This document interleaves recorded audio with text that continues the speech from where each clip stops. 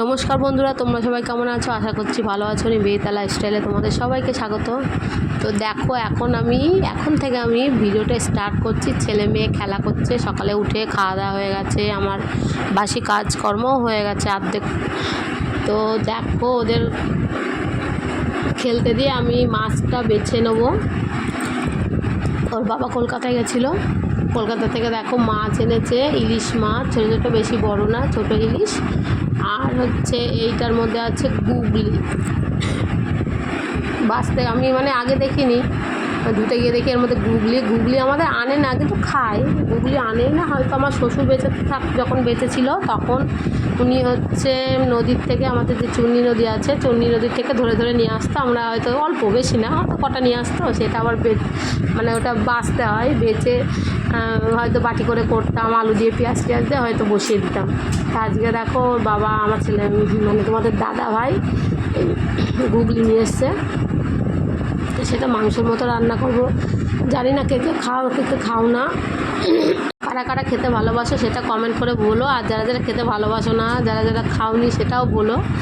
তো দেখো, দেখতে কেমন জানি না, দেখো তোমরা। আর এখানে দেখো, এক ডাং জামা কাপড় ভিজাবো। আর তো মাঝে দুদিন তো আগে তো বিশাল বৃষ্টি হয়েছে, রোজই কাঁচা, আমার রোজই কাঁচা কেচে দিতে হয়। কেচে হয়তো সিঁড়ির ঘরে মেলে দিলাম, তারপরে হয়তো কেচে এই যে ঘরটা দেখছো আমি, এটা আমাদের একটা ঘর, জানো তো, ঘরের মধ্যে আমাদের কলটা বসানো, হয়তো মনে করো বাইরে। আর দেখো ওই সাইডটা পুরো ভেঙে গেছে। এখানটা আগে আমরা থাকতাম, যখন আমাদের পাকা ঘরটা করা হয়েছিল নতুন, তখন তো ধরো আজ থেকে 12-13 বছর হয়ে গেল, আরও বেশি যারা কম না, এই ঘরে থাকতাম। তা এখন উইয়ে কি আর এইসব ঘর রাখে? আর কি বলো তো, ঘরটা সারাচ্ছি না কেন, কারণ হচ্ছে এখানটায় ভবিষ্যতে আমরা ঘর করব, ফালতু আর সারিয়েও লাভ নেই। আর ওপরে ধরো একটা ছাউনি আছে, আমাদের অত বৃষ্টি বাদলা হলেও আমার এখানে অনেক জিনিসপত্র বাতিল থাকে হয়তো, তারপর আমাদের বেলের ব্যবসা আছে, আমের ব্যবসা আছে, সেই সময় ঝুড়ি মুড়ি থাকলো, ওই জন্য ঘরটা ভাঙা হয় না। যখন ঘর করা হবে তখনই ভাঙবো, ওই জন্য কিছু করাও হয় না। কোনো রকম এই যে একটু কাজের মতো করে নিয়ে আমি একটু কলটা বসিয়ে দিচ্ছি। এখানে পাশে আমি রান্না করি, তো ব্লগ ভিডিও তো এখন আর দেওয়া হয় না। এখন কি বলো তো, বর্ষার সময় এখন আর কাঠে রান্না করছি না। করেছিলাম 3-4 মাস মতো করেছিলাম রান্না, যেই বর্ষা শুরু হয়ে গেল আর বর্ষা 1 মাস ধরে আর বর্ষায় রান্না করছি না। কাঠে রান্না করতে ভালোই লাগে, কেন বলো তো, এখানটায় রান্না বান্না করি, এখানটায় আমার ধোয়া মাজা হয়ে যায়, এখান থেকেই কাছেই আমার ধরো সব কিছু হাতের কাছে পেয়ে যায়। আর গ্যাসে রান্না করলে একটু এই সাইডে এসে আমার সব কিছু ধুতে হয়।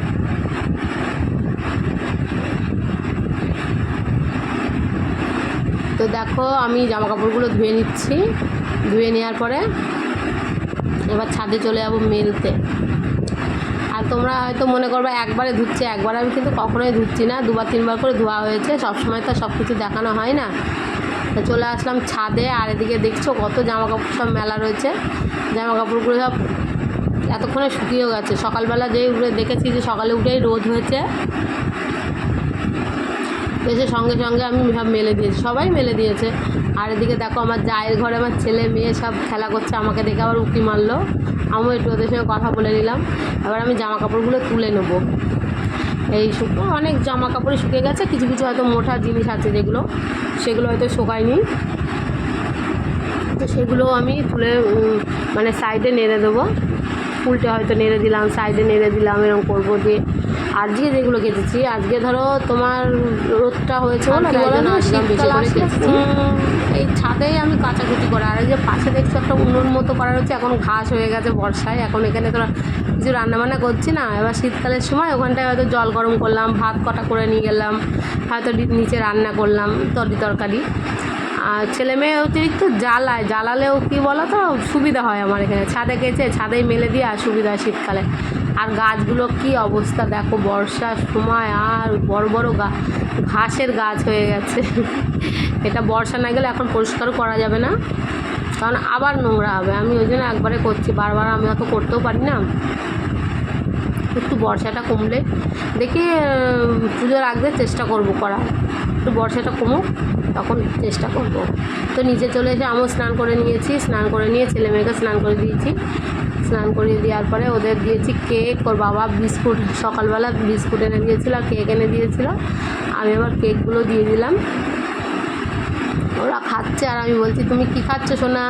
আমার ছেলে বলছে কেক খাচ্ছি, টুপি পরেছি, এইসব বলছে। আর আমার ছেলে মেয়ে দেখেছো তো কীরকম, মানে স্নান টান করে না ওরা সবসময় ভালো জামা কাপড় পরবে।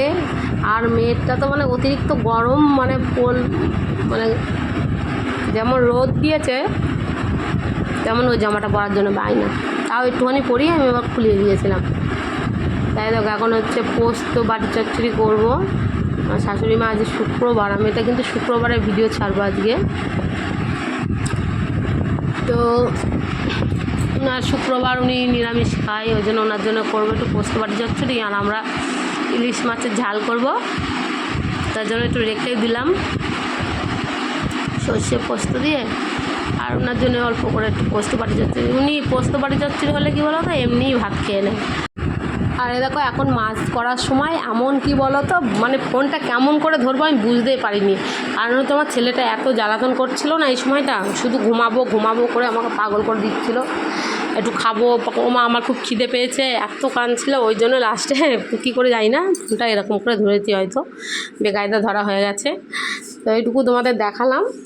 তো দেখো এখানে এবার খেয়ে নিচ্ছি আমি, ওদের সবারই খাওয়া হয়ে গেছে, শুধু আমি বাকি ছিলাম। ওদের খাইয়ে ঘুম পাড়িয়ে দিয়েছি, মেয়েটা জেগেছিল আর ছেলেটা ঘুমিয়ে পড়েছিল। তো চলো বাই বাই, আজকের মতো ভিডিওটা এই পর্যন্ত।